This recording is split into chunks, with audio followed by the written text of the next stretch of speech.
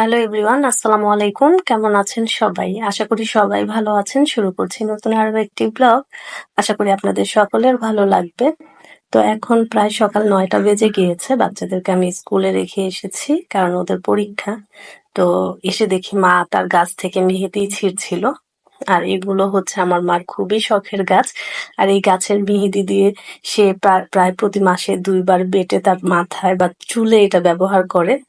মোটেও হাতে ব্যবহার করে না, শুধু চুলে দেওয়ার জন্যই এই মেহেদি গাছ লাগানো।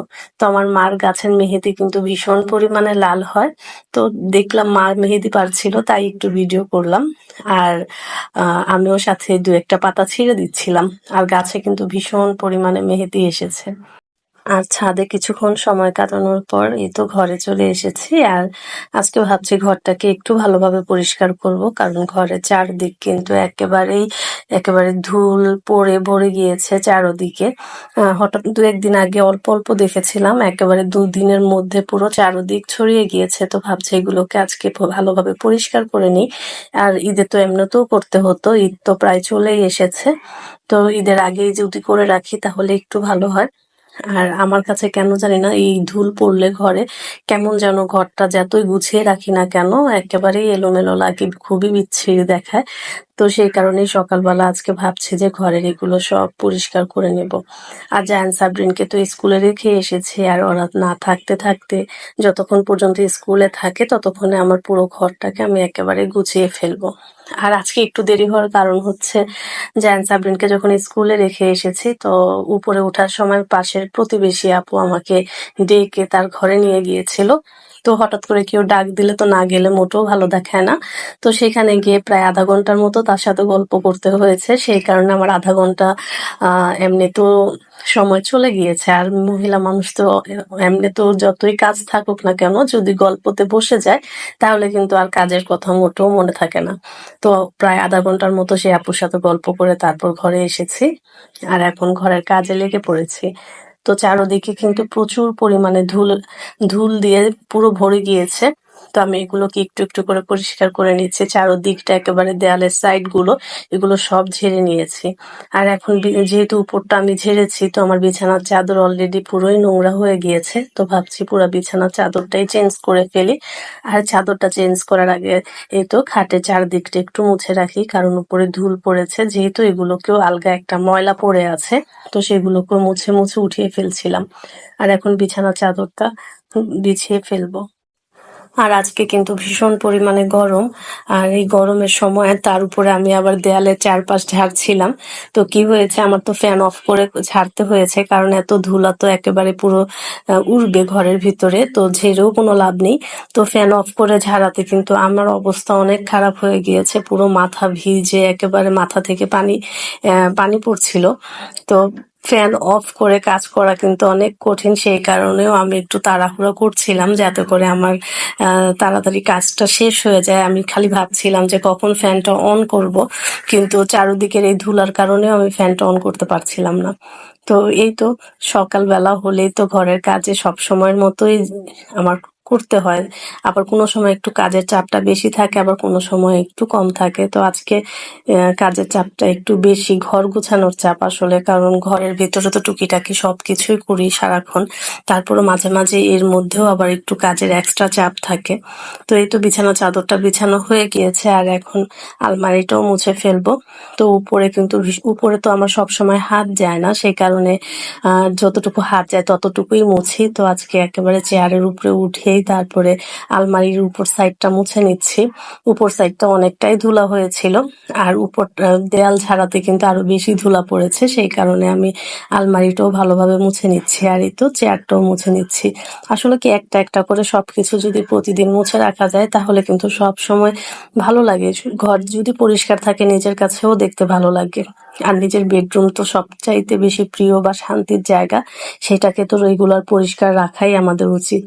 তো এই তো এখন আমি আবার আমার ওয়ার্ড্রোবটাও মুছে নিচ্ছি। তো ওয়ার্ড্রোবের উপরে যা যা ছিল সেগুলো সব সরিয়ে তারপর আবার ভালোভাবে মুছে নিয়েছি, কারণ বাচ্চারা এদিক সেদিক সব কিছু ছড়িয়ে ছিটিয়ে রাখে। তো এগুলো সবকিছুই প্রতিদিন জায়গা মতো রাখতে হয়, না হয়তো আবার সবকিছু এলোমেলো হয়ে যাবে। সব সময়ের মতো ড্রেসিং টেবিলটাও ক্লিন করে নেব।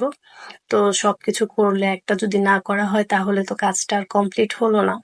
তো আপনি দেখবেন যখনই কোনো কিছু আপনি পুরোপুরিভাবে কমপ্লিট করে ফেলেছেন তখনই কিন্তু মনে হবে যে না আপনি কাজটা শেষ করতে পেরেছেন। কিন্তু আপনি যদি সবকিছু কমপ্লিট করে যদি একটা যদি না করেন তাহলে কিন্তু আপনার কাছে সেরকম শান্তিটা আসবে না বা মনে হবে যে না এটা তো করিনি।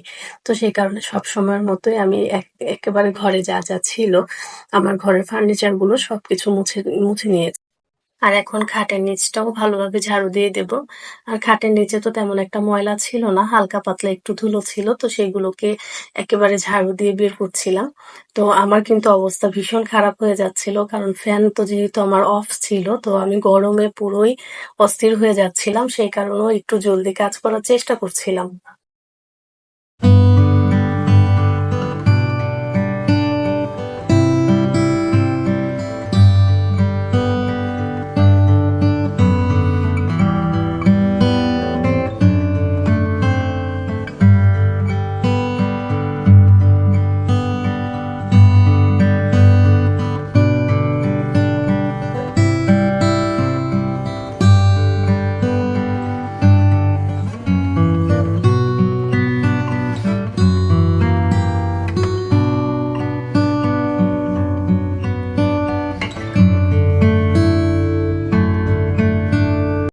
আলহামদুলিল্লাহ। অল্প সময়ের মধ্যে দেখেন কত সুন্দরভাবে ঘরটা আমি গুছিয়ে ফেলেছি।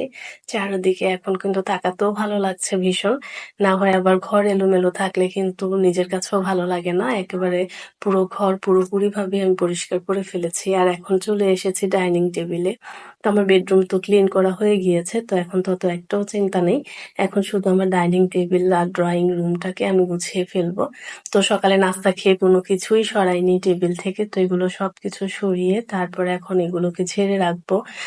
আর এখন পুরো টেবিলটা মুছে রাখবো। তো প্রতিদিন তো সকালে নাস্তা খাওয়ার আগে একবার মুছতে হয়।